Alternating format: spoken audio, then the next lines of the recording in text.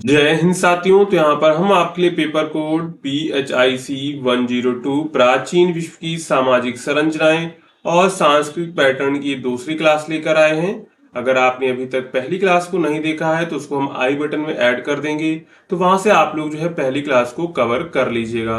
पहली क्लास आपको कैसी मिलेगी? सिंपली जब आप डिस्क्रिप्शन को ओपन करेंगे तो उसी के नीचे आपको जो है पहली क्लास देखने को मिल जाएगी, तो वहां से आप लोग उस क्लास को देख लीजिएगा। और आज हम लोग कुछ इंपॉर्टेंट क्वेश्चन को डिस्कस करेंगे जो आपके जून एग्जाम के लिए इंपॉर्टेंट है और प्रीवियस ईयर भी पूछे गए थे। तो हो सकता है इस ईयर भी आपके एग्जाम में पूछे जा सकते हैं, तो आप लोग इस क्लास को पूरा एंड तक देखिएगा। अगर आपको क्लास अच्छी लगती है तो चैनल को सब्सक्राइब और वीडियो को लाइक करना मत भूलिएगा, जिससे आने वाली क्लास की नोटिफिकेशन आपको मिलती रहेगी। और अगर आप लोग इस सब्जेक्ट के गेस्ट पेपर को परचेज करना चाहते हैं जिसमें हमने सभी इंपॉर्टेंट क्वेश्चंस को कवर कर दिया है, तो उसको आप लोग डाउनलोड कर सकते हैं, जिसमें आपको पूरे बुक के इंपॉर्टेंट क्वेश्चंस मिल जाएंगे जो भी आपके एग्जाम में बन सकते हैं, और आप इससे जो अपना फाइनल रिवीजन भी कर सकते हैं। पूरे बुक का इसमें आपका फाइनल रिवीजन हो जाएगा इन क्वेश्चन से। तो आप लोग अगर इसे डाउनलोड करना चाहते हैं तो आप हमारी वेबसाइट से कर सकते हैं, नहीं तो आपको डिस्क्रिप्शन में एक नंबर दिया गया, उस नंबर पे आप लोग व्हाट्सअप करके परचेज कर सकते हैं। अगर आपको वेबसाइट से करना है, सिंपली आपको गूगल पे जाना है और सर्च करना है shop.hindustanknowledge.com। जैसे आप इसको सर्च करेंगे तो आपके सामने कुछ प्रकार की वेबसाइट आ जाएगी। तो इस वेबसाइट की लिंक भी आपको डिस्क्रिप्शन में मिल जाएगी, तो वहां से आप लोग एक्सेस कर लीजिएगा। अब आपको क्या करना है, सिंपली जाना है सर्च कोड के ऑप्शन में और यहाँ पर टाइप करना है BHIC 102। जैसे आप सर्च करेंगे तो यहाँ पर हिंदी इंग्लिश देखिए दोनों लैंग्वेज में आपको गैस पेपर मिल जाएगा। जिस भी लैंग्वेज में आपको डाउनलोड करना है सिंपली उस पर क्लिक करेंगे और बाय नाउ पर क्लिक करके पेमेंट डिटेल्स फिल करके पेमेंट करके आप लोग जो है इसकी PDF प्राप्त कर सकते हैं।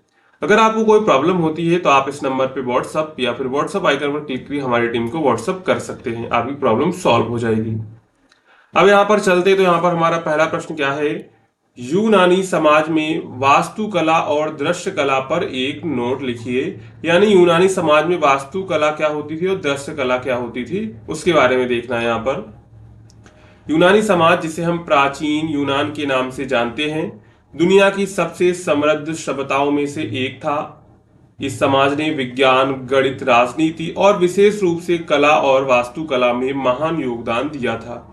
यूनानी लोगों को सुंदरता, संतुलन और अनुपात का बहुत ज्ञान था, जो उनकी कला और इमारतों में साफ दिखाई देता था। यानी कि वो लोग क्या कर कला और वास्तुकला में वो लोग क्या थे, पारंगत थे। उनके पास जो है विज्ञान, गणित, राजनीति इनका जो है विशेष रूप से ज्ञान था। वो लोग ज्ञान में समृद्ध थे और उन लोगों की सुंदरता, संतुलन और अनुपात का बहुत ज्ञान था, जो उनकी कला और इमारतों में साफ दिखाई देता है। तो सबसे पहले हम लोग उनकी वास्तुकला यानी कि आर्किटेक्चर को देखेंगे। यूनानी वास्तुकला की सबसे प्रमुख विशेषता स्तंभ होते हैं यानी कॉलम होते हैं। यूनानियों ने 3 प्रकार की वास्तु शैली विकसित की, डोरिक, आयोनिक और जो है कोरिथियन। तो सबसे पहले देखते हैं डोरिक शैली। सबसे पुरानी और सरल शैली थी, इसमें मोटे और मजबूत स्तंभ होते थे। ये ज्यादातर मंदिरों में उपयोग किए जाते थे। इसके बाद है आयोनिक शैली। तो आयोनिक शैली थोड़ी हल्की और सुंदर होती थी। इसके स्तंभों के ऊपर हिस्से में घुमावदार जो है आकृतियां बनी होती थी। इसके बाद थी कोरिथियन शैली। तो इसमें क्या होता, सबसे सजावटी और जटिल होती थी। इसमें स्तंभों के ऊपरी भाग पर पत्तों और फूलों की डिजाइन होती थी। तो यहाँ पर जो उनकी वास्तुकला थी वो मुख्य रूप से किस पर डिपेंड थी, स्तंभ होते थे। उसमें क्या होते थे, कॉलम्स होते थे, जिसमें उन्होंने 3 प्रकार की शैलियां विकसित की, डोरिक शैली, आयोनिक शैली और कोरिथियन शैली। इसके बाद इसमें देखिए पार्थेनन नामक मंदिर जो एथेंस में एथना देवी को समर्पित था, यूनानी वास्तुकला का सर्वोत्तम उदाहरण माना जाता है। यह मंदिर डोरिक शैली में बना हुआ है। इसमें संगमरमर का उपयोग हुआ था और यह पूर्णता का प्रतीक माना जाता है।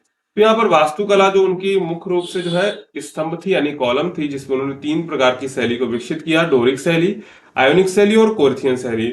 और जो पार्थेनन मंदिर है ना, वो जो है एथना देवी का, तो वो जो है उन यूनानी वास्तुकला का सर्वोत्तम उदाहरण माना जाता है। यह मंदिर जो है डोरिक शैली में बना हुआ है। इसमें संगमरमर का उपयोग हुआ था और यह पूर्णता का प्रतीक माना जाता है। अब इसके बाद बात करते हैं दृश्य कला यानी कि विजुअल आर्ट की। तो यूनानी समाज में दृश्य कला का बहुत महत्व था। चित्रकला, मूर्ति कला और बर्तन सजाने की कला इसमें आती है। तो सबसे पहले हम लोग देखते हैं मूर्ति कला यानी कि स्कल्पचर। तो यूनानी मूर्तियां बहुत यथार्थवादी और जीवंत होती थीं। वे मानव शरीर को सुंदरता और संतुलन के साथ दर्शाते थे। यूनानी मूर्तिकारों ने शरीर की मांसपेशियों, हाव भाव और चाल ढाल को बहुत बारीकी से उकेरा। प्रसिद्ध मूर्तियों में डिस्कोबोलस, वीनस ऑफ मिलो शामिल हैं, यानी कि उनमें जो प्रसिद्ध मूर्तियां थी उसमें डिस्कोबोलस और वीनस ऑफ मिलो शामिल हैं।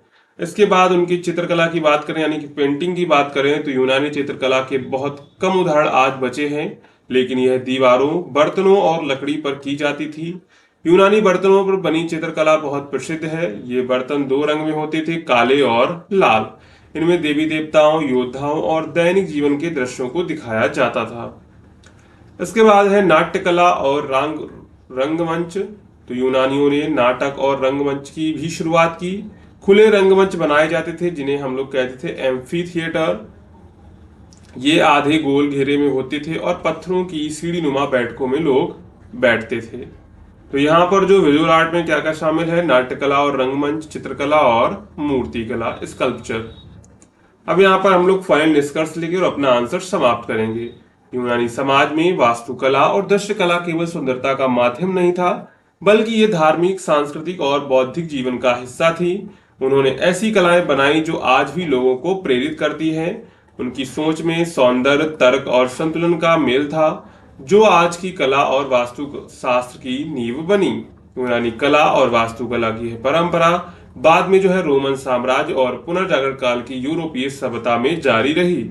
इस प्रकार यूनानी समाज का कला में योगदान अमर है, यानी कि वही जो यूनानी कला और वास्तुकला थी, ये परंपरा बाद में कहाँ चली गई, रोमन साम्राज्य में चली गई और फिर पुनर्जागरण काल की यूरोपीय सभ्यता में भी इसे देखने को मिलता है। तो यहाँ पर हमने पहला क्वेश्चन कवर कर लिया है। अगर आपको क्वेश्चन अच्छे समझ में आया हो तो वीडियो को लाइक अभी से कर दीजिएगा। अब चलते हैं, यहाँ पर हमारा दूसरा प्रश्न क्या है,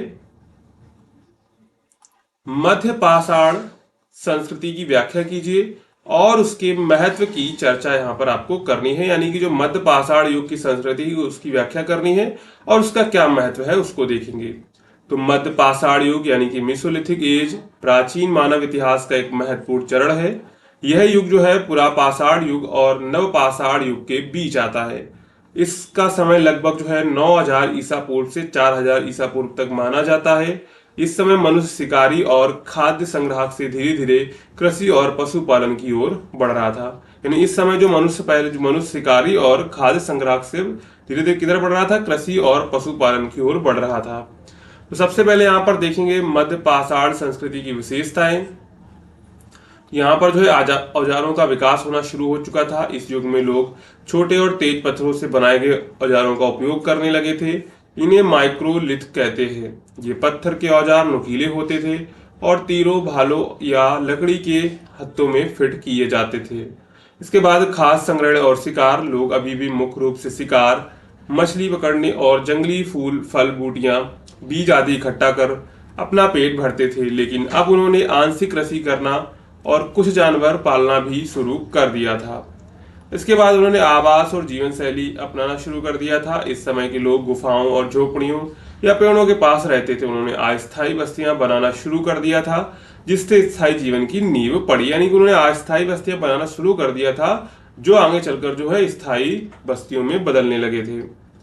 इसके बाद एक कला और चित्रकला। तो मध्य पाषाण कालीन गुफाओं में चित्रकला के कई उदाहरण मिलते हैं।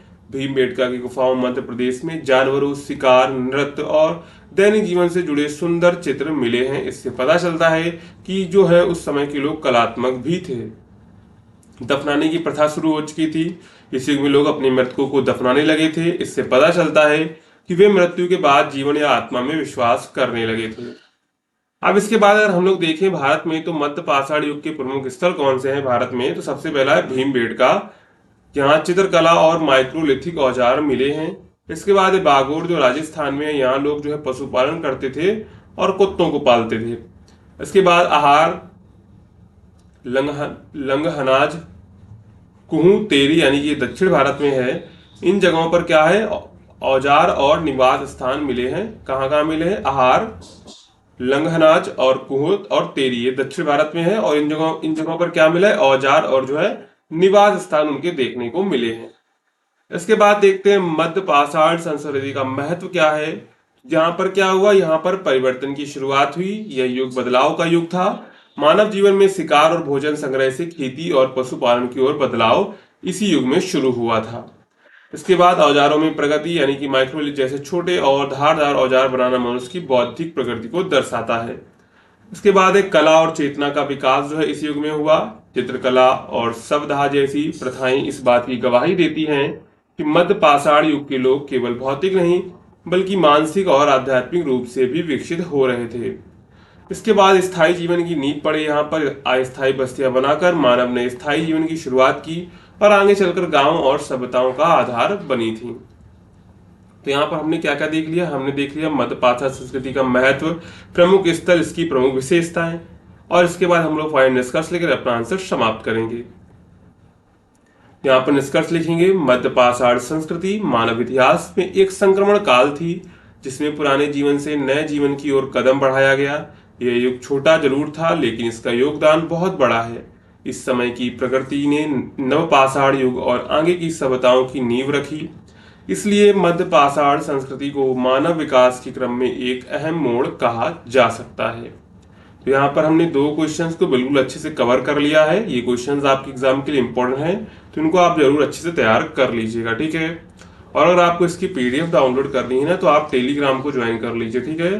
टेलीग्राम को ज्वाइन कर लेंगे तो वहां पर हम इसकी पीडीएफ डाल देंगे, तो वहां से आप लोग जो है इसको डाउनलोड कर लीजिएगा, ठीक है। तो आप लोग टेलीग्राम को 100% ज्वाइन कर लीजिएगा।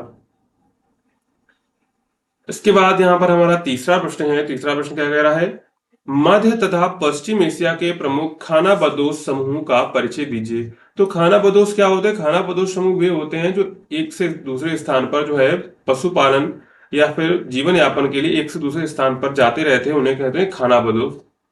तो मध्य और पश्चिम एशिया के जो प्रमुख खानाबदोश समूह थे उनके बारे में यहाँ पर चर्चा करेंगे। तो मध्य और पश्चिम एशिया का एक बड़ा हिस्सा रेगिस्तानी, पहाड़ी और शुष्क है। यहाँ कृषि करना थोड़ा कठिन होता है, इसलिए इस क्षेत्र में खानाबदोश जीवन शैली यानी कि नोमैडिक लाइफ स्टाइल बहुत प्राचीन और आम रही है। खानाबदोश लोग वे होते हैं जो एक स्थायी रूप से न रहकर जीवन यापन के लिए पशुपालन और व्यापार करते हुए एक स्थान से दूसरे स्थान की ओर जाते रहते हैं, क्योंकि वहां पर वो कृषि कर नहीं सकते हैं, तो उनको अपने जीवन यापन के लिए एक से दूसरे स्थान पर जो है स्थानांतरित होना पड़ता है। अब यहाँ पर देख ले प्रमुख खानाबदोश समूह कौन कौन से हैं। सबसे पहला है बेदुइन, जो पश्चिम एशिया यानी कि अरब क्षेत्र में पाया जाता है। बेदुइन लोग अरबी प्रायद्वीप, विशेषकर सऊदी अरब, जॉर्डन, सीरिया और इराक के रेगिस्तानों में रहते हैं।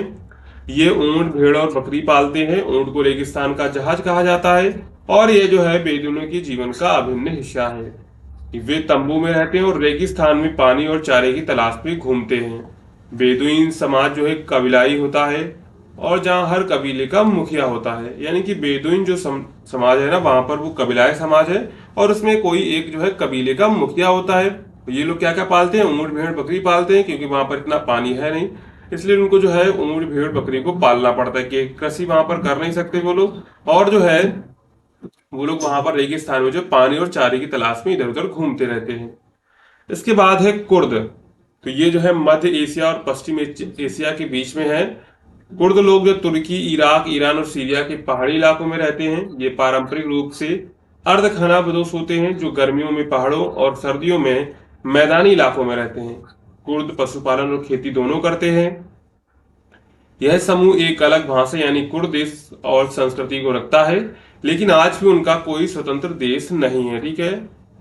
इसके बाद है बख्तियारी। तो बख्तियारी कहाँ है, बख्तियारी जो है ये ईरान में है।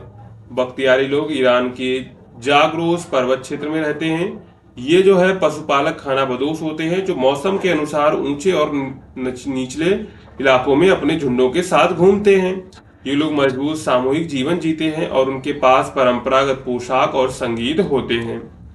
इसके बाद है तुर्कमेन्स। तो ये मध्य एशिया, मुख्यतः तुर्कमेनिस्तान और अफगानिस्तान में पाए जाते हैं। ये जातीय समूह वाले घुमंतु घुड़सवार योद्धाओं के रूप में प्रसिद्ध था। तुर्कमेन्स ऊंट, घोड़े और भेड़ों को पालते हैं। इनकी संस्कृति में कालीन बुनाई, लोक नृत्य और संगीत बहुत प्रसिद्ध होता है। इसके बाद है काजाख। तो ये मध्य एशिया यानी कजाकिस्तान में पाए जाते हैं। यह समूह जो है पारंपरिक रूप से खानाबदोश था, जो घोड़े पर यात्रा करता था और यूट यानी गोल तंबू में रहता था। घोड़ा इनके जीवन का केंद्र था। परिवहन, युद्ध और खेल में इसका उपयोग होता था। वे घास के मैदानों में मवेशियों को चराने के लिए घूमते रहते थे। इसके बाद यहाँ पर देख लेते खानाबदोश जीवन का महत्व क्या है। तो खानाबदोश समाज प्राकृतिक संसाधनों का अनुकूल उपयोग करता है। इनका जीवन कठिन होता है, लेकिन वे स्वतंत्र, सामूहिक और प्रकृति के निकट होते हैं। इन्होंने रेगिस्तान और पहाड़ी क्षेत्रों में संस्कृति, व्यापार और जीवन जीने की तकनीक विकसित की है। आज के समय में बहुत से खानाबदोश समूह अर्धस्थायी या स्थायी हो गए हैं, लेकिन इनकी पारंपरिक संस्कृति अब भी जीवित है। यानी कि अब भी जो खानाबदोश है वो लोग अब एक अर्धस्थायी या फिर स्थायी जीवन जीने लगे हैं। अब इसके बाद यहाँ पर हम लोग निष्कर्ष लिखेंगे और अपना आंसर समाप्त करेंगे। तो मध्य और पश्चिम एशिया के खानाबदोश समूह ने कठिन भौगोलिक परिस्थितियों में भी अनोखा और समृद्ध जीवन जिया है।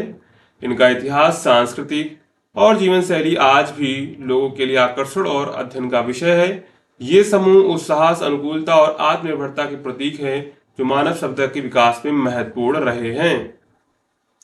यहाँ पर हमने जो है तीसरा क्वेश्चन कवर कर लिया है। तो यही हमारा लास्ट क्वेश्चन था। टोटल हमने यहाँ पर 3 क्वेश्चंस को कवर किया हुआ है और पहली क्लास में हमने कुछ इंपॉर्टेंट क्वेश्चंस को डिस्कस किया है, तो उनको भी आप लोग अच्छे से तैयार कर लीजिएगा।